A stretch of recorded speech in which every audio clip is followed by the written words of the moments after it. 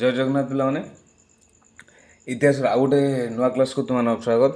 आ पूर्व क्लास रे आमे जो गांधीजी भारतीय आंदोलन रे आविर्भाव रे आमे पढ़ी थिले एवं से गोटे आंदोलन जोटा कि आमे जोटा प्रथम आंदोलन थिला चंपारण आंदोलन सेटा आमे डिस्कस करथिले।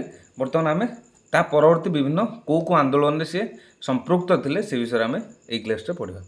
ठीक अच्छे पिला जदि आम कहू जदि चैनल नुआ था निश्चित भाव सब्सक्राइब करदेव और सांग सेयार कर। ठीक अच्छे आम आरंभ करवा। देख द्वितीय आंदोलन कौन था? खेड़ा आंदोलन।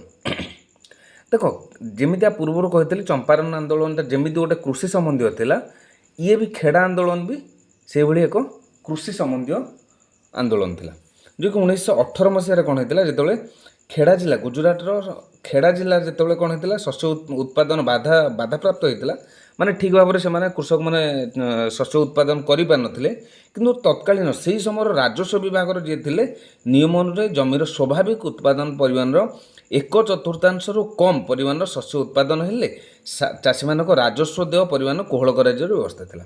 तमें से समय कौन था जदि कौन कारणवशतः मरुड़ी हो जेकोसी कारणवशतः जदि 1/4 कम परिमाण से शस्य उत्पादन करती ताहले से समय कौन कराइला ना तांकर जहाँ थिला तांकर नियम अनुसार जो राजस्व देवार थिला ताकू कोहल कराजिबार व्यवस्था थिला किंतु खेड़ा चाषी मानू इंग्रेज कर्मचारी माने संपूर्ण राजस्व भरणा करने को बाध्य करथिले।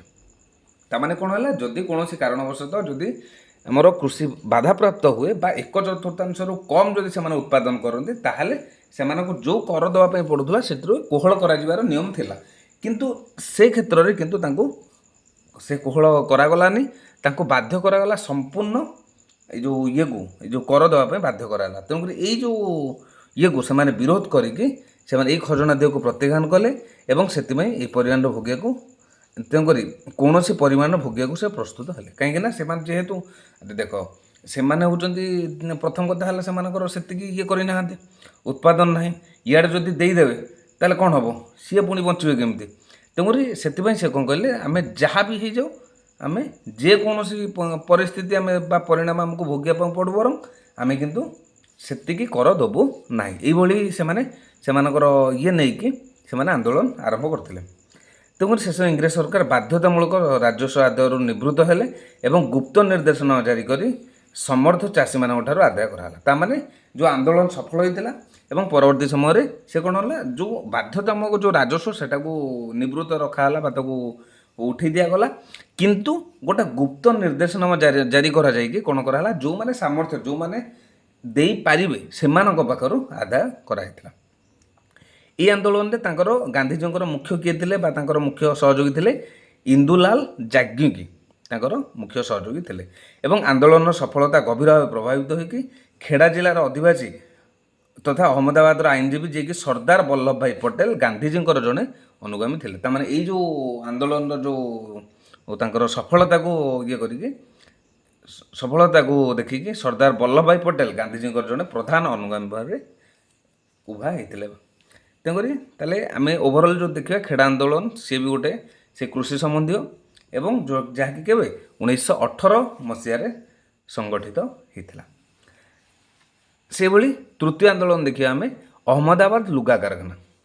तो से भाई आउ गोटे आंदोलन से किए जो आमर महात्मा गांधी संश्लिष्ट थे सेटा कौन था गुजरातर लुगा कारखाना कौन थी ना से कौन कराला जो गुजरातर अहमदाबाद रे जो लुगा कल गुड़िक थी से समय गोटे प्लेग बोनस से बोनस आकार दिखाला किंतु ता परवर्ती समय कौन है जो लुगा ये मालिक मैंने से प्लेग बोनस दवाई कौन कले ना आउ देले ना तक प्रत्याहार करने जहाँकि ये जो आंदोलन सूत्रपात होता। तो इंग्रेज जिलापाल अनुरोध क्रमे इंग्रेज यही कलह हस्तक्षेप कले से एक ट्रिब्यूनाल नियुक्त करी तार निष्पत्ति को ग्रहण करने को उभय पक्ष राजी कराला किंतु मालिक मैंने ओहरी जाकि श्रमिकों 20% वृद्धि घोषणा कले तार जो थिला जो कर वृद्धि न करके से माने पर राजी हेले कौन ना आम से जो बोनस न देकी आम कौन करूँ ना से 20% आम बढ़ेबू कौन ये मजूरी जहाँ भी थिला तार आम 20% बढ़ेबू किंतु अहमदाबाद कारखाना श्रमिक मैंने 35% मजूरी दाबी କରିଥିଲେ। କିନ୍ତୁ ଇଏ କ'ଣ କରିଥିଲେ, ଯେଉଁ ତାଙ୍କର ଶ୍ରମିକମାନେ ସେମାନେ ଚାହିଁଥିଲେ ଯେ ଦାବି କରିଥିଲେ ଯେ ଆମର 20% ନୁହେଁ, ଆମର 35% ଆମର ବଢ଼ୁ, ଯେଉଁ ଦରମାଟା ବା ମଜୁରୀଟା ବଢ଼ୁ ବୋଲି ସେ କ'ଣ କରିଥିଲେ, ଏ ଯେଉଁ ତାଙ୍କର ଦାବି ରଖିଥିଲେ। କିନ୍ତୁ ମାଲିକମାନଙ୍କ ବିରୁଦ୍ଧରେ ଗାନ୍ଧୀ ଶ୍ରମିକଙ୍କୁ ନେଇକି ଏକ ଅହିଂସା ଆନ୍ଦୋଳନ କରିବା ପାଇଁ ପ୍ରବର୍ତ୍ତାଇକି ନିଜେ ଏହାର ନେତୃତ୍ୱ ନେଇଥିଲେ। ଦାବି ପୂରଣ ପର୍ଯ୍ୟନ୍ତ ଅନଶନ ଚାଲୁ ରଖିବେ ବୋଲି ଘୋଷଣା କରି ଶ୍ରମିକମାନଙ୍କ ସପକ୍ଷରେ ଅନଶନ ଆରମ୍ଭ କଲେ ଏବଂ ଏହି ଶ୍ରମିକମାନଙ୍କୁ ଦୃଢ଼ ଭାବରେ ସଂଗଠିତ କରି ସମଗ୍ର ଭାରତ ଦୃଷ୍ଟି ଆକର୍ଷଣ ହେଲା। ତାମାନେ ତା ପରବର୍ତ୍ତୀ ସମୟରେ ଇଏ ଯେତେବେଳେ ଏମାନଙ୍କର ଦାବି ଯେହେତୁ ପୂରଣ ନ ହେଲା ବା ମାଲିକମାନେ କଲେ ନାହିଁ, ତେଣୁକରି ଇଏ କ'ଣ କଲେ ନା ମହାତ୍ମା ଗାନ୍ଧୀ ଗୋଟେ ଶାନ୍ତିପୂର୍ଣ୍ଣ ତାଙ୍କୁ ଗୋଟେ ଆନ୍ଦୋଳନ କଲେ। କ'ଣ ସବୁ ଶ୍ରମିକଙ୍କୁ ନେଇକି ସେ କ'ଣ କଲେ, ଅନଶନରେ ଆରମ୍ଭ କଲେ।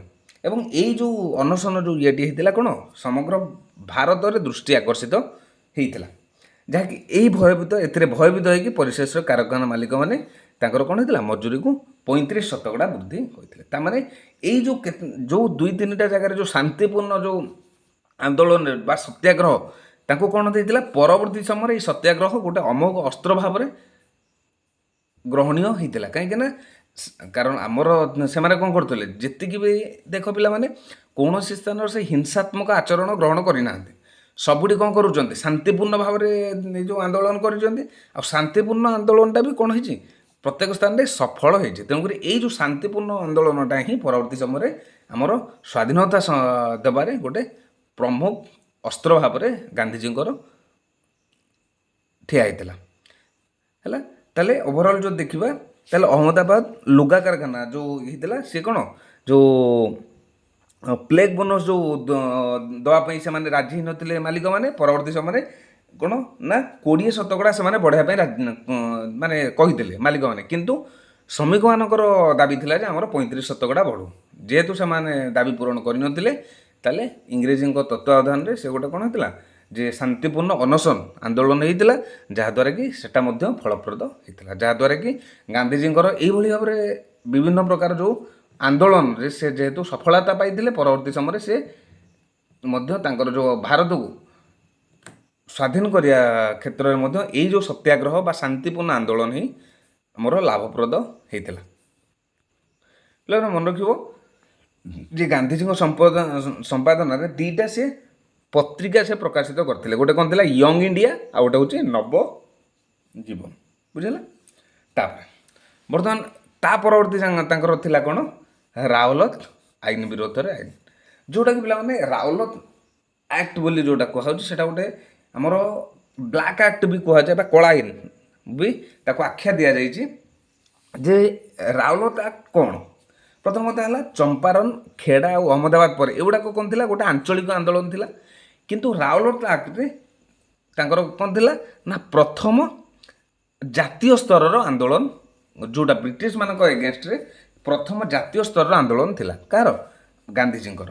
ଏଇ ଯେଉଁ ରାଓଲତ ଆକ୍ଟ କ'ଣ, ଯେ ରାଓଲତ ଆକ୍ଟରେ କ'ଣ ଥିଲା ନା ଏଇ ଯେଉଁ 1919 ଖ୍ରୀଷ୍ଟାବ୍ଦରେ ଇଂରେଜ ସରକାରଙ୍କ ଦ୍ୱାରା ଏଇ ପ୍ରଣୀତ ରାଓଲତ ବିରୋଧୀ ଆନ୍ଦୋଳନ ଥିଲା ଗାନ୍ଧିଜୀଙ୍କ ପ୍ରଥମ ଜାତୀୟ।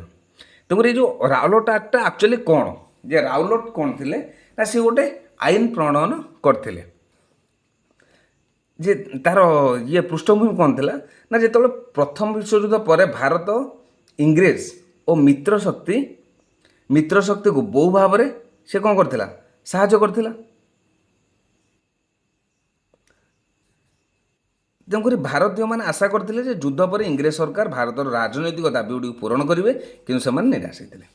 ତାମାନେ ତାର ପୃଷ୍ଠଭୂମି କ'ଣ ଥିଲା, ଯେତେବେଳେ ପ୍ରଥମ ବିଶ୍ୱଯୁଦ୍ଧ ଯେତେବେଳେ ସରିଲା ପରେ ଇଂରେଜ ଓ ମିତ୍ର ଶକ୍ତି ବହୁ ଭାବରେ ସାହାଯ୍ୟ କରିଥିଲା। ତେଣୁକରି ଭାରତ ଇଂରେଜ ଆଉ ମିତ୍ର ଶକ୍ତିକୁ ସାହାଯ୍ୟ କରିଥିଲା। ଭାରତୀୟମାନେ ଆଶା କରିଥିଲେ କ'ଣ, ଯେ ଯୁଦ୍ଧ ପରେ ଇଂରେଜ ସରକାର ଭାରତର ରାଜନୈତିକ ଦାବିଗୁଡ଼ିକୁ ତାଙ୍କର ଯାହା ଯାହା ଥିଲା ତାକୁ ପୂରଣ କରିବ, ହେଲା। କିନ୍ତୁ ସେ ପରବର୍ତ୍ତୀ ସମୟରେ ଆଉ ପୂରଣ କରିନଥିଲେ। ତେଣୁ ଇଂରେଜ ସରକାର ଭାରତରେ ବିଦ୍ରୋହ ଆଉ ବିପ୍ଳବାତ୍ମକ କାର୍ଯ୍ୟବଳକୁ ଦମନ କରିବା ପାଇଁ ବିଚାରପତି ରାଓଲତ ଗୋଟେ କମିଟି ଗଠନ କରିଥିଲେ। ସେ କମିଟିର କ'ଣ ଥିଲା ନା ତାର ନିୟମଟା କ'ଣ ଥିଲା ନା ଏଇ ଯେଉଁ ରାଓଲତ ଆକ୍ଟଟା କ'ଣ ଥିଲା ନା ଏଇଟା ଗୋଟେ ସମ୍ପୂର୍ଣ୍ଣ ଗୋଟେ ନୂତନ ସେମାନେ ଆଇନ ପ୍ରଣୟନ କଲେ। କ'ଣ କଲେ ନା ଏଇ ଆଇନ ବଳରେ ଇଂରେଜ ସରକାର କ'ଣ କରିପାରିବେ, ଯେକୌଣସି ଭାରତୀୟଙ୍କୁ ଗିରଫ କରିକି ବିନା ବିଚାରରେ କାରାଦଣ୍ଡରେ ବ୍ୟବସ୍ଥା, ଏଇ ଯେଉଁ ଦଣ୍ଡିତ କରିବାର ବ୍ୟବସ୍ଥା ଥିଲା। ତା ମାନେ କ'ଣ ହେଲା, ଏଇ ଯେଉଁ ଇଏ ଦ୍ୱାରା ସେମାନେ ଦେଖ ଯେହେତୁ ଇଂରେଜ ମାନଙ୍କର ଯେଉଁ ଭାରତୀୟମାନଙ୍କର ଦାବି ଥିଲା ସେମାନେ ପୂରଣ କଲେନି। ଏମାନେ କ'ଣ ଭାବିଲେ, ଇଂରେଜ ମାନେ ଭାବିଲେ ନିଶ୍ଚିତ ଭାବରେ ଏମାନେ କ'ଣ କରିବେ, ଆନ୍ଦୋଳନ କରିବେ। ଏବଂ ଆନ୍ଦୋଳନ କରିବା ପାଇଁ, କାରଣ ଆମର ଯେତେବେଳେ ବର୍ତ୍ତମାନର ଯେମିତି ଆମର କୋର୍ଟ ଅଛି ସେତେବେଳେ ମଧ୍ୟ ସେ କୋର୍ଟ ବ୍ୟବସ୍ଥା ଥିଲା। ସେମାନେ କ'ଣ ଚାହୁଁଥିଲେ, ଗୋଟେ ଜଣକୁ ଆନ୍ଦୋଳନ କରିକି ତାକୁ ଜେଲ୍ ଦଣ୍ଡ ଦେବା ପାଇଁ କ'ଣ ଗୋଟେ ଲଙ୍ଗ୍ ପ୍ରୋସେସ୍, ତାକୁ କୋର୍ଟକୁ ହାଜର କରାଯିବ, ଏତିକି କରାଯିବ। କିନ୍ତୁ ସେମାନେ କ'ଣ କଲେ, ଯେହେତୁ ତାଙ୍କର ନ୍ୟାୟ ମାନେ ଯେଉଁ ନିୟମ ତିଆରି କରିବାଟା ତାଙ୍କରି ହାତରେ ଥିଲା, ତ ସିଏ କ'ଣ କଲେ, ଗୋଟେ କମିଟି ଗଠନ କରିଦେଲେ। କମିଟିରେ ଗୋଟେ ସୁପାରିଶ କରିଦେଲେ ଯେ କ'ଣ ନା, କୌଣସି ବ୍ୟକ୍ତିକୁ ବି, ମାନେ କୌଣସି ଭାରତୀୟକୁ ବି ସେମାନେ କ'ଣ ବିନା ବିଚାରରେ ବା ବିନା କୋର୍ଟର ବିଚାରରେ ତାଙ୍କୁ ସେ ଯାହାକୁ ଚାହିଁବେ ସେ କ'ଣ କରିପାରିବେ, ଗିରଫ କରିପାରିବେ, ଆରେଷ୍ଟ କରିକି ତାଙ୍କୁ କାରାଗାରକୁ ବା କାରାଦଣ୍ଡରେ ଏଇ ଯେଉଁ ଜେଲ୍କୁ ସେମାନେ ପଠାଇ ଦେଇପାରିବେ। ଏମିତି ହେବା ଦ୍ୱାରା କ'ଣ ହେବ ନା, ସେମିତି ପୂର୍ବରୁ କ'ଣ ହେଉଥିଲା, ତାକୁ ଯଦି କୌଣସି ଭାରତୀୟ ମାନେ ଆନ୍ଦୋଳନ କରନ୍ତି ତାକୁ ଗିରଫ ହେବ, ଗିରଫ କରିକି ତାକୁ ବିଚାର ହେବ, କୋର୍ଟରେ ବିଚାର ହେଇକି ତାପରେ ତାକୁ ଯାହା ଦଣ୍ଡ ଦେବା କଥା ଦେବେ। କିନ୍ତୁ ଏଥିରେ କ'ଣ ହେବ, ସେ ଯାହାକୁ ଚାହିଁବେ ତାକୁ ଗିରଫ କରି କାରାଦଣ୍ଡ ପଠାଇଦେବେ, ତାମାନେ ଜେଲ୍ ପଠାଇଦେବେ।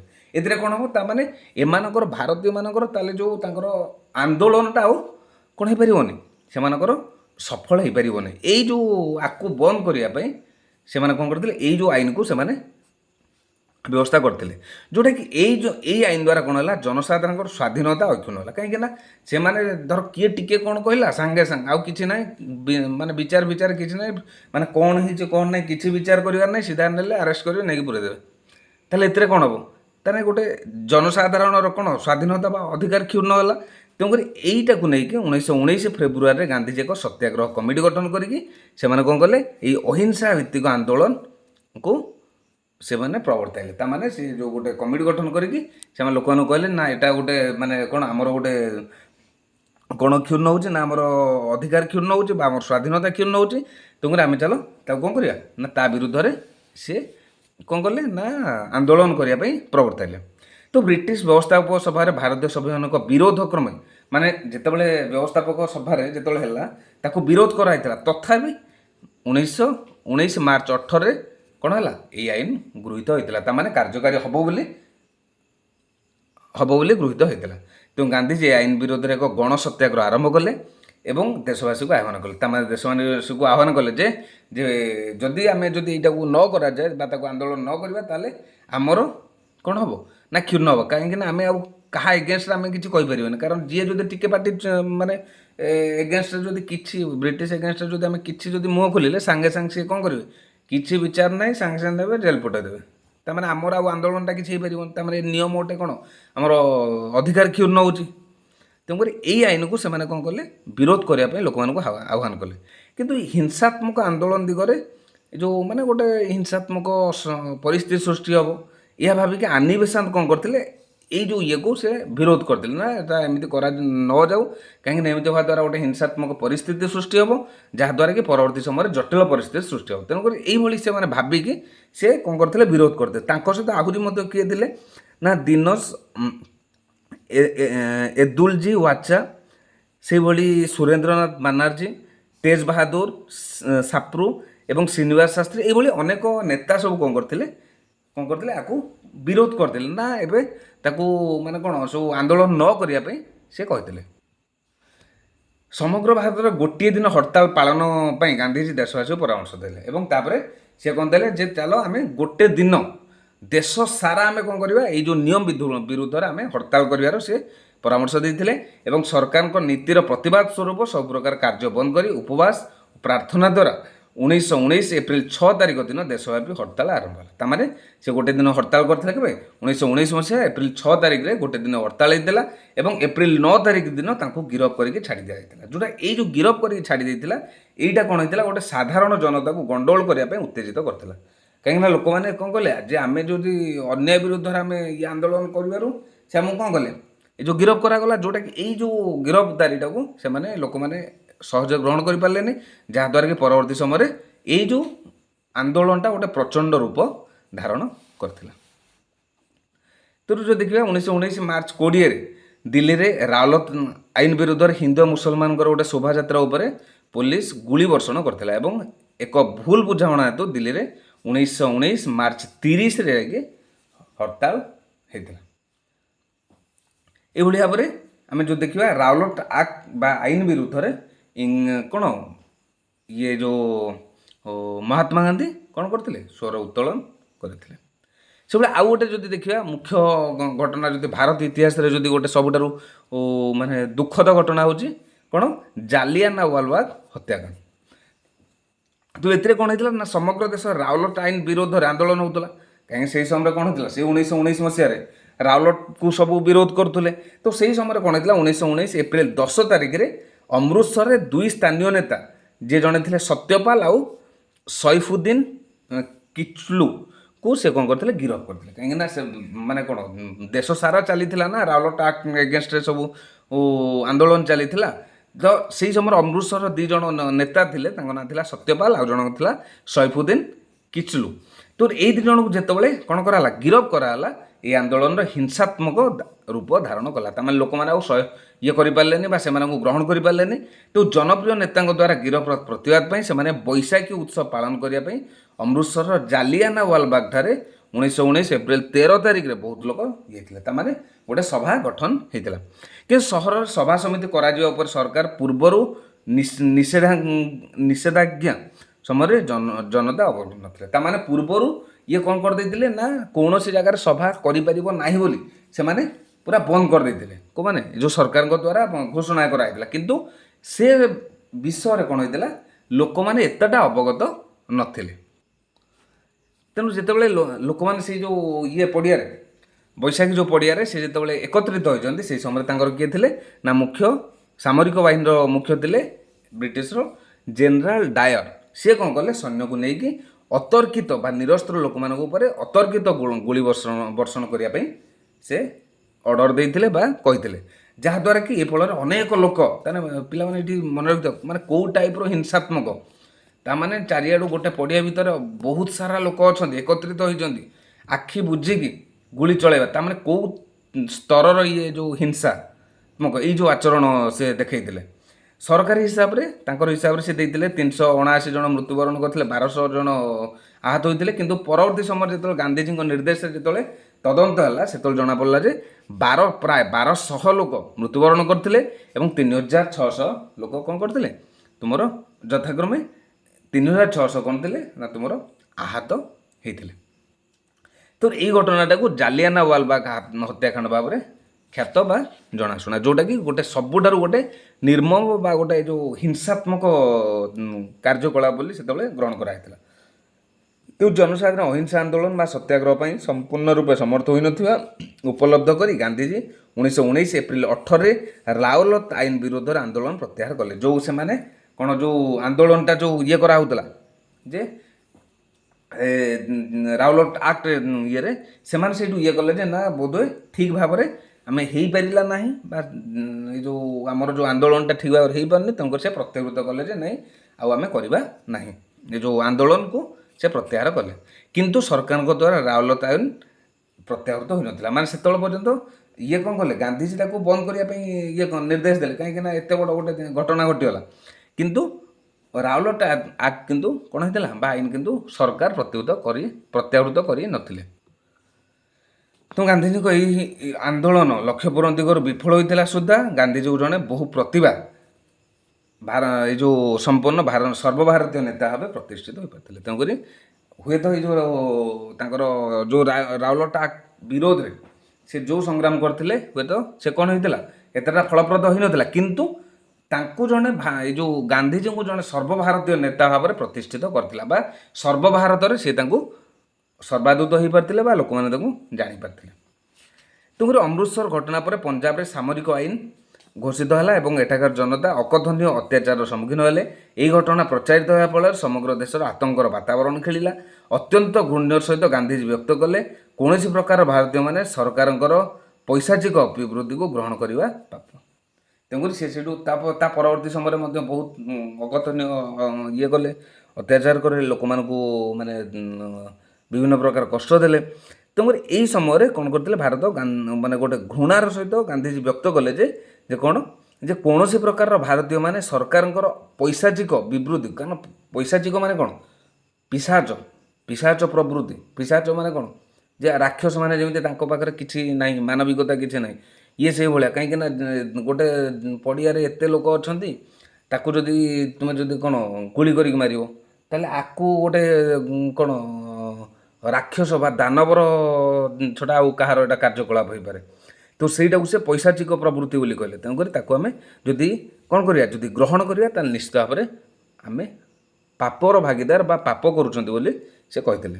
ଏକ ନୂତନ ରାଜନୈତିକ ଆନ୍ଦୋଳନ ଝାସ ଦେବା ଲାଗି ମହାତ୍ମା ଗାନ୍ଧୀ ଦେଶବାସୀକୁ ଡାକରା ଦେଲେ ଏବଂ ଇଂରେଜ ସରକାରଙ୍କର ବର୍ବରୋଚିତ କାର୍ଯ୍ୟର ପ୍ରତିବାଦ ସ୍ୱରୂପ ବିଶ୍ୱକବି ରବୀନ୍ଦ୍ରନାଥ ଠାକୁର କ'ଣ କରିଥିଲେ, ତାଙ୍କୁ ଯେଉଁ ନାଇଟ୍ ପଦବୀ ଦିଆଯାଇଥିଲା ବା ଉପାଧି ଦିଆଯାଇଥିଲା ସେ ତାକୁ ତ୍ୟାଗ କରିଥିଲେ ଏବଂ ଗାନ୍ଧିଜୀଙ୍କୁ ମଧ୍ୟ କାଇଜର ଇ ହିନ୍ଦ ଉପାଧି ମଧ୍ୟ ଯେଉଁ ଇଂରେଜମାନେ ଦେଇଥିଲେ ତାକୁ ମଧ୍ୟ ସେ କ'ଣ କରିଥିଲେ ନା ଫେରେଇ ଦେଇଥିଲେ ବା ତ୍ୟାଗ କରିଥିଲେ। ତେଣୁକରି ତୁମେ ଜାଣିଛ ପିଲାମାନେ ଯେ କୌଣସି ବ୍ୟକ୍ତିର ମହତ୍ ଗୁଣ ପାଇଁ ବା ରାଜସେବା ପାଇଁ ସାମରିକ କ୍ଷେତ୍ରରେ ଅସାଧାରଣ ବୀରତ୍ୱ ପାଇଁ ଇଂରେଜ ସରକାରଙ୍କ ଦ୍ୱାରା ପ୍ରଦତ୍ତ ନାଇଟ୍ ପଦ ବ୍ୟକ୍ତିକୁ ସାର୍ ବୋଲି ଭୂଷିତ କରାଯାଉଥିଲା। ଯେଉଁ ନାଇଟ୍ ପଦ ଯେଉଁ ଦିଆହେଉଥିଲା ତାଙ୍କୁ ସାର୍ ବୋଲି ସମ୍ବୋଧିତ କରାହେଉଥିଲା। ଆଉ କାଇଜର ଇ ହିନ୍ଦର ଅର୍ଥ ହେଉଛି ହିନ୍ଦୁସ୍ତାନର ସମ୍ରାଟ, ଯେଉଁ ଗାନ୍ଧିଜୀଙ୍କୁ ଇଂରେଜଙ୍କ ଦ୍ୱାରା ଭାରତରେ ତାଙ୍କର ଅସାଧାରଣ ନେତୃତ୍ୱ ପାଇଁ ସେ ପ୍ରଦାନ କରିଥିଲେ। ଯେଉଁଟାକି ଏଇ ଯେଉଁ ଦୁଇଟା ଯେଉଁ ଇଂରେଜମାନେ ଉପାଧି ଦେଇଥିଲେ ସେ ଉପାଧିକୁ ସେ କ'ଣ କରିଥିଲେ, ତାକୁ ତ୍ୟାଗ କରିଥିଲେ। ବୁଝିହେଲା? ତାହେଲେ ଏଇଭଳି ଭାବରେ ଯଦି ଦେଖିବା ଯେ ଯେତେବେଳେ ପ୍ରଥମେ ଆସିଥିଲେ ଏ ଯେଉଁ ଗାନ୍ଧିଜୀ, ପ୍ରଥମେ କେତୋଟି ଚମ୍ପାରନ ହେଉ ବା ଖେଡ଼ା ଆନ୍ଦୋଳନ ହେଉ ବା ତାଙ୍କର ଯେଉଁ ଲୁଗାକଳ ଗୁଜରାଟର ଲୁଗାକଳ ଶ୍ରମିକଙ୍କ ସହିତ ଏଇଭଳି କେତେକ ଆଞ୍ଚଳିକ ଏ ଆନ୍ଦୋଳନରେ ସେ ସଫଳ ରୂପେ ମାନେ ତାଙ୍କର ଦେଖେଇଥିଲେ ବା ସତ୍ୟାଗ୍ରହ ଗୋଟେ ଅମୋଘ ଅସ୍ତ୍ର ଭାବରେ ଗ୍ରହଣ ହୋଇଥିଲା। ତା ପରବର୍ତ୍ତୀ ସମୟରେ ସମଗ୍ର ଭାରତୀୟ ସ୍ତରରେ ବା ଆନ୍ତର୍ଜାତିକ ସ୍ତରରେ ସେ ମଧ୍ୟ ତାପରେ ତାଙ୍କର ଆନ୍ଦୋଳନ ଆରମ୍ଭ କରିଥିଲେ, ଯେଉଁଟାକି ତାଙ୍କର ପ୍ରଥମ ରାଓଲଟ ଆକ୍ଟ ବିରୁଦ୍ଧରେ ସେ ପ୍ରଥମ ତାଙ୍କର ଜାତୀୟ ସ୍ତରୀୟ ଆନ୍ଦୋଳନ ବୋଲି କୁହାଯାଏ। ଯେଉଁ ଜାତୀୟ ସ୍ତରରେ କ'ଣ ମାନେ ସେ ରାଓଲଟ ଆକ୍ଟ ଯେଉଁ ଆନ୍ଦୋଳନ ସେ କରିଥିଲେ ହୁଏତ ତାଙ୍କ ପାଇଁ ସଫଳ ନ ହୋଇପାରେ ବା ସଫଳ ହୋଇପାରିନଥିଲା, କିନ୍ତୁ ତାଙ୍କୁ ଜଣେ ଭାରତରେ ଗୋଟେ ସର୍ବଭାରତୀୟ ସ୍ତରରେ ଜଣେ ଭଲ ନେତା ଭାବରେ ତାଙ୍କୁ ପ୍ରତିଷ୍ଠିତ କରାଇ ଦେଇ ପାରିଥିଲା।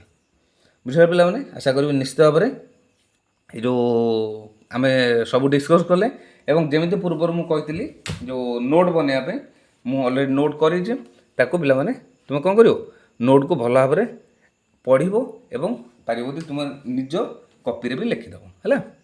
ତ ପିଲାମାନେ ଏଇଠି ଯଦି ମୁଁ ସର୍ଟରେ ନୋଟ୍ଟା ମୁଁ କରିଛି, ଦେଖିବ ପିଲାମାନେ ଯେ ଖେଡ଼ା ଆନ୍ଦୋଳନ ହେଇଥିଲା କେତେ 1918ରେ। ଯେଉଁ ସର୍ଟରେ ମୁଁ ଲେଖିଛି ଖେଡ଼ା ଆନ୍ଦୋଳନଟା କ'ଣ ହେଇଥିଲା, ଗୁଜରାଟର ଚାଷୀମାନଙ୍କ ଦ୍ୱାରା ହେଇଥିଲା। ଏଇ ଯେଉଁ ଖେଡ଼ା ଆନ୍ଦୋଳନଟା କାହା ଇଏରେ, ଗୋଟେ କୃଷିଭିତ୍ତିକ ଥିଲା, ଚାଷୀଙ୍କ ଦ୍ୱାରା ହେଇଥିଲା ନା ଏଇ ଯେଉଁ ଚାଷୀଙ୍କୁ କ'ଣ କରାଯାଇଥିଲା, ଯେଉଁ ଅଧିକ କର ଦେବା ପାଇଁ କୁହାଯାଇଥିଲା, କିନ୍ତୁ ଯେହେତୁ ଆନ୍ଦୋଳନ କରିବା ପରେ କ'ଣ ହେଇଥିଲା, ଗୁପ୍ତ ନିର୍ଦ୍ଦେଶ ଅନୁସାରେ ସମର୍ଥ ଚାଷୀଙ୍କୁ ଟିକସ ଆଦାୟ କରାଯାଇଥିଲା, କିନ୍ତୁ ସବୁ ଲୋକଙ୍କ ପାଖରୁ ଟିକସ ଆଦାୟ କରାଯାଇ ନଥିଲା। ଏବଂ ଗାନ୍ଧିଜୀଙ୍କର ମୁଖ୍ୟ ସହଯୋଗୀ କିଏ ଥିଲେ ନା ଇନ୍ଦୁଲା ଯାଜ୍ଞିକୀ ତାଙ୍କର ଥିଲେ ସହଯୋଗ। ଆଉ ଏଇ ଯେଉଁ ଆନ୍ଦୋଳନରେ ଅନୁପ୍ରାଣିତ କିଏ ହେଇଥିଲେ ନା ସର୍ଦ୍ଦାର ବଲ୍ଲଭ ଭାଇ ପଟେଲ ଅନୁପ୍ରାଣିତ ହୋଇକି ତାଙ୍କର ଅନୁଗାମୀ ବା ଗାନ୍ଧିଜୀଙ୍କର କାର୍ଯ୍ୟକଳାପକୁ ସେ ଗ୍ରହଣ କରିଥିଲେ ବା ତାଙ୍କର ଅନୁଗାମୀ ଭାବରେ ସେ ନିଜକୁ ରଖିଥିଲେ। ଦ୍ୱିତୀୟ ତାପରେ ଆଉ ଗୋଟେ ଯେଉଁ 3 ନମ୍ବର ଯେଉଁ ଆନ୍ଦୋଳନ ଥିଲା କ'ଣ, ଅହମ୍ମଦାବାଦ ଲୁଗା କାରଖାନା ସେତେବେଳେ କ'ଣ ହେଉଥିଲା ନା ଅହମ୍ମଦାବାଦର ମାଲିକମାନେ ଗୋଟେ ପ୍ଲେଗ୍ ବୋନସ୍ ନ ଦେବାରୁ ଏଇ ଯେଉଁ ଆନ୍ଦୋଳନ ସୂତ୍ରପାତ ହେଇଥିଲା। ତେଣୁ ଏଥିରେ ଲୋକମାନେ କ'ଣ ମାଲିକମାନେ 20% ତା ପ୍ରତିବଦଳରେ 20% ମଜୁରୀ ବଢ଼ାଇବା ପାଇଁ ସେ ଘୋଷଣା କରିଥିଲେ, କିନ୍ତୁ ଶାନ୍ତିପୂର୍ଣ୍ଣ ଆନ୍ଦୋଳନ ଦ୍ୱାରା ସେ ବଢ଼େଇ କେତେ 35%, ଏମାନଙ୍କର ଯେଉଁ ଦାବି ଥିଲା 35%, ସେ ପରବର୍ତ୍ତୀ ସମୟରେ ସେ 35% ମଧ୍ୟ କରିବାରେ ସକ୍ଷମ କରିଥିଲେ। କ'ଣ ନା ଶାନ୍ତିପୂର୍ଣ୍ଣ ଆନ୍ଦୋଳନ ଭାବରେ। ସେଭଳି ରାଓଲଟ ଆକ୍ଟ ଯଦି ଆମେ ଦେଖିବା ତାର କେବେ ଆସିଥିଲା 1919 ମସିହାରେ ଆସିଥିଲା। ଏଇଟା ହେଉଛି ଗାନ୍ଧିଜୀଙ୍କର ପ୍ରଥମ ଜାତୀୟ ସ୍ତରର ଆନ୍ଦୋଳନ ଥିଲା। କ'ଣ ରାଓଲଟ ଆଇନ ବିରୁଦ୍ଧରେ ଯେଉଁ ସେ ଆନ୍ଦୋଳନ କରିଥିଲେ ଏଇଟା ତାଙ୍କର ପ୍ରଥମ ଜାତୀୟ ସ୍ତରର ଥିଲା। ରାଓଲଟ ଆଇନ କ'ଣ ଥିଲା ନା ଇଂରେଜମାନେ ଯେକୌଣସି ଭାରତୀୟଙ୍କୁ ଗିରଫ କରି ବିନା ବିଚାରରେ କାରାଦଣ୍ଡକୁ ଦଣ୍ଡିତ କରିପାରିବେ। ଏଇ ଆଇନ କ'ଣ ଥିଲା, ଯେଉଁ ରାଓଲଟ ଯେଉଁ ଥିଲେ କ'ଣ ଜଣେ ବିଚାରପତି ଥିଲେ, ସିଏ ଗୋଟେ କମିଟି ଗଠନ କରିକି ଏଇଟା ଦେଇଥିଲେ, ଯେଉଁଟାକି ଏଇଟା ସମ୍ପୂର୍ଣ୍ଣ ରୂପେ ଗୋଟେ ସାଧାରଣର ମାନେ ବ୍ୟକ୍ତିର ସ୍ୱାଧୀନତାକୁ କ୍ଷୁଣ୍ଣ କରୁଥିଲା। ତେଣୁକରି ମାର୍ଚ୍ଚ 18 ତାରିଖ 1918ରେ ଇଏଟା ଗୃହୀତ ହେଇଥିଲା, ମାନେ ଭାରତୀୟ ମାନେ ବିରୋଧ କରିବା ସୁଦ୍ଧା ମଧ୍ୟ ଏଇଟା ହେଇଥିଲା। ତେଣୁ ଏଇ ଯେଉଁ ଇଏକୁ ସେମାନେ କ'ଣ କରିଥିଲେ, ଇଂରେଜ ଏଇ ଯେଉଁ ଗାନ୍ଧିଜୀ ତାକୁ ବିରୋଧ କରିବା ପାଇଁ ବିରୋଧ କରିଥିଲେ। ଆଉ ଲୋକମାନଙ୍କୁ କହିଥିଲେ ଯେ ୟାକୁ ବିରୋଧ କରିବା ପାଇଁ ସେ ସବୁବେଳେ ତାଙ୍କୁ ଲୋକମାନଙ୍କୁ ଉତ୍ସାହିତ କରୁଥିଲେ। ତେଣୁ ଏଇ ଯେଉଁ ଗଣ ଆନ୍ଦୋଳନଟା ହିଂସାତ୍ମକ ଦିଗ ଯିବାର ଅନୁମାନ କରି କିଏ ତାଙ୍କୁ ମନା କରୁଥିଲେ, ବିରୋଧ କରିଥିଲେ ନା ଆନି ବେସାନ୍ତ, ଏ ଯେଉଁ ଏଦୁଲଜୀ, ସେଭଳି ସୁରେନ୍ଦ୍ରନାଥ ବାନାର୍ଜୀ, ତେଜ ବାହାଦୁର, ଏଇଭଳି କେତେକ ନେତା ତାକୁ କ'ଣ କରିଥିଲେ, ତାକୁ ବିରୋଧ କରିଥିଲେ। ଯଦି ତା ପରବର୍ତ୍ତୀ କିଛିଟା ଫ୍ୟାକ୍ଟ ଦେଖିବା, 1919 ଏପ୍ରିଲ 6ରେ ଦେଶବ୍ୟାପୀ ହରତାଳ ହୋଇଥିଲା। 1919 ଏପ୍ରିଲ 9ରେ ଗାନ୍ଧିଜୀକୁ ଗିରଫ କରିଥିଲେ, ଯେଉଁ ଗିରଫ କରି ଛାଡ଼ି ଦେଇଥିଲେ, ଯାହାଦ୍ୱାରା ଲୋକମାନେ ଅଧିକ ଉତ୍କ୍ଷିପ୍ତ ହୋଇଥିଲେ। 1919 ମାର୍ଚ୍ଚ 20ରେ ଦିଲ୍ଲୀରେ ବିରୋଧ କରି ରାଲି ହୋଇଥିଲା। କ'ଣ ହିନ୍ଦୁ ମୁସଲିମ ଦୁଇ ଜଣ ମିଶିକି ରାଲି କରିଥିଲେ। ସେଭଳି 19 ମାର୍ଚ୍ଚ 30ରେ ହରତାଳ ପାଳିତ ହୋଇଥିଲା। ହରତାଳ ପାଳିତ ହୋଇଥିଲା କ'ଣ ନା ସେଥିରେ ଯେହେତୁ କୌଣସି ବଶତଃ ତାଙ୍କର ମିସ୍ଅଣ୍ଡରଷ୍ଟାଣ୍ଡିଙ୍ଗକୁ ନେଇକି ତାଙ୍କର ମାର୍ଚ୍ଚ 30ରେ ଯାଇକି ହରତାଳ ପାଳିତ କରିଥିଲେ। ଏଇଭଳି ଭାବରେ ଯଦି ଶେଷ ଦେଖିବା, ଜାଲିଆନାୱାଲାବାଗ ହତ୍ୟାକାଣ୍ଡ ସବୁଠାରୁ ଗୋଟେ ନିର୍ମମ ହତ୍ୟାକାଣ୍ଡ ବୋଲି, ଅମାନବିକତା କ୍ରିୟାକଳାପ ବୋଲି ଯେଉଁଟା କୁହାଯାଏ। 1919 ଏପ୍ରିଲ 10ରେ କିଏ ଗିରଫ ହୋଇଥିଲେ, ସତ୍ୟପାଲ ଆଉ ସାଇଫୁଦ୍ଦିନ ଗିରଫ ହୋଇଥିଲେ। ତେଣୁ 1913 ମସିହାରେ ଗୋଟେ କ'ଣ ଯେଉଁ ତାଙ୍କର ବୈଶାଖୀ ଯେଉଁ ପଡ଼ିଆରେ ଥିଲା, ତାଙ୍କର ଗୋଟେ ମିଟିଂ କରିଥିଲେ, ସଭାର ଆୟୋଜନ କରିଥିଲେ। କିନ୍ତୁ ସେମାନଙ୍କୁ ଜଣା ନଥିଲା ଯେ ସେହି ସମୟରେ ସରକାର କୌଣସି ଜାଗାରେ ସଭା ସମିତି କରିବା ପାଇଁ ଅନୁମତି ଦେଉନଥିଲେ, ଏକଥା ସେମାନଙ୍କର ଜଣା ନଥିଲା। ଜେନେରାଲ ଡାୟର କ'ଣ କରିଥିଲେ, ଆଖି ବୁଜା ଗୁଳି ଚଳାଇବା ପାଇଁ ତାଙ୍କୁ ନିର୍ଦ୍ଦେଶ ଦେଇଥିଲେ, ଯାହାଦ୍ୱାରା କି ସରକାରୀ ହିସାବରେ ମୃତ୍ୟୁ କେତେ ଥିଲା, 379 ଆଉ ଆହତ ଥିଲେ 1200 ବୋଲି କୁହାଯାଇଥିଲା। କିନ୍ତୁ ପରବର୍ତ୍ତୀ ସମୟରେ ଯେତେବେଳେ ଗାନ୍ଧିଜୀଙ୍କର ଯେତେବେଳେ ସେ ବାହାର କଲେ ସର୍ଚ୍ଚ କରିବାରୁ ସେ କ'ଣ ଜାଣିଲେ ନା ପ୍ରାୟ 1200 ଲୋକ ମୃତ୍ୟୁବରଣ କରିଥିଲେ ଏବଂ 3600 ଲୋକ କ'ଣ ହେଇଥିଲେ ନା ଯେଉଁ ଆହତ ହୋଇଥିଲେ। ଏଇଭଳି ଭାବରେ 1919 ଏପ୍ରିଲ 18ରେ ରାଉରକେଲା ଆଇନ ବିରୁଦ୍ଧରେ ସେ କିଏ କରିଥିଲେ, ଏଇ ଯେଉଁ ଆନ୍ଦୋଳନ କରୁଥିଲେ ତାକୁ ସେ ପ୍ରତ୍ୟାହୃତ କଲେ। ଆନ୍ଦୋଳନ ଯେଉଁ କରୁଥିଲେ କିଏ ପ୍ରତ୍ୟାହୃତ କଲେ, ଏଇ ଯେଉଁ ଗାନ୍ଧିଜୀ ତାକୁ ପ୍ରତ୍ୟାହୃତ, ରାଉରକେଲା ଆଇନରୁ ଯେଉଁ ଆନ୍ଦୋଳନକୁ ସେ କ'ଣ କଲେ, ପ୍ରତ୍ୟାହୃତ କଲେ। କାହିଁକିନା ଯେହେତୁ ସେ ଏତେ ବଡ଼ ଗୋଟେ ଘଟଣା ଘଟିଗଲା, ତେଣୁ ସିଏ ଅନୁମାନ କଲେ ଯେ ନା ବୋଧହୁଏ ଆମର ଠିକ୍ ଠାକ୍ ନଥିଲା ବା ଆମେ ଯେଉଁଭଳି ଭାବରେ ଆନ୍ଦୋଳନ କରୁଥିଲେ ଠିକ୍ ନଥିଲା, ତେଣୁକରି ଏଭଳି ଘଟଣା ଘଟିଲା। ତେଣୁକରି ସେ ଦୁଃଖ ପ୍ରକାଶ କରି ତାକୁ ପ୍ରତ୍ୟାହୃତ କଲେ ବା ରାଉରକେଲା ଆକ୍ଟ ଏଗେନଷ୍ଟରେ ସେ ଆଉ ଆନ୍ଦୋଳନ କଲେ ନାହିଁ। ଏହି ସମୟରେ ସେ କ'ଣ କରିଥିଲେ, ଏଇ ଯେଉଁ ଜାଲିଆନାୱାଲାବାଗ ଯେଉଁ ଘଟଣା ଘଟିଥିଲା ସେଥିପାଇଁ ସେ କ'ଣ କଲେ, ରବୀନ୍ଦ୍ରନାଥ ଠାକୁର ତାଙ୍କର ନାଇଟ୍ ପଦକୁ ବା ଏଇ ଯେଉଁ ଉପାଧିକୁ ତ୍ୟାଗ କରିଥିଲେ। ସେଭଳି ଗାନ୍ଧିଜୀ ମଧ୍ୟ କାଇଜର ଇ ହିନ୍ଦ ପଦ ପ୍ରତ୍ୟାବର୍ତ୍ତନ କରିଥିଲେ। ବୁଝିଲା? ଆଶା କରିବି ନିଶ୍ଚିତ ଭାବରେ ଯେଉଁ ପ୍ରଥମ ବିଷୟଟି ଭଲ ଭାବରେ ବୁଝିପାରିଥିବ। ଆଉ ଯେଉଁ ସର୍ଟ ନୋଟ୍ ଗୁଡ଼ାକ ଯେଉଁ ମୁଁ କରୁଥିଲି, ନିଶ୍ଚିତ ଭାବରେ ତାକୁ ଚାହିଁବ ଯଦି ପିଲାମାନେ ଲେଖିଦେବ ଖାତାରେ, ଆଉ ଆଶା କରିବି ନିଶ୍ଚିତ ଭାବରେ ତୁମେ ବୁଝିପାରିବ। ସେଇ ନୋଟ୍ଟାକୁ ବି ଯଦି ପଢ଼ିଦେବ ବେସିକ୍ ଆଇଡ଼ିଆ ପାଇଯିବ, ଯାହାଦ୍ୱାରା କି ତୁମକୁ ଭଲ ଭାବରେ ମନେ ରଖିବ। ଠିକ୍ ଅଛି, ଯଦି ଶେଷ କରି ରଖିବ, ଯଦି ପାଠପଢ଼ା ଭଲ ଲାଗିଥାଏ ନିଶ୍ଚିତ ଭାବରେ ତାକୁ ସବସ୍କ୍ରାଇବ୍ କରିଦେବ, ସାଙ୍ଗମାନଙ୍କୁ ସେୟାର କରିବ। ଧନ୍ୟବାଦ।